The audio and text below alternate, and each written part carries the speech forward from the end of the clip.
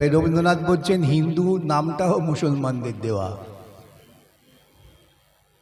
হিন্দুস্তান মানে কি?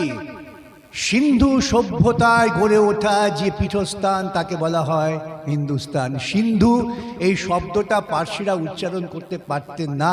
আজও আপনি যদি আসামে যান, আসাম বললে ওরা শুনবে না, বলবে অহোম। তারাও সব উচ্চারণ করতে পারেন না।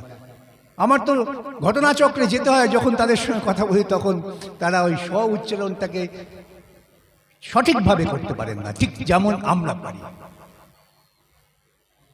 তাহলে একটা হিন্দুস্থান মানে হচ্ছে সিন্ধু স্থান। সিন্ধু নদীর পার্শ্বস্থ যে সভ্যতা গড়ে উঠেছিল যুগ যুগ ধরে, যার খানিকটা অংশ আমার দেখার সৌভাগ্য হয়েছিল মহেঞ্জোদারো হরপ্পায় গিয়ে।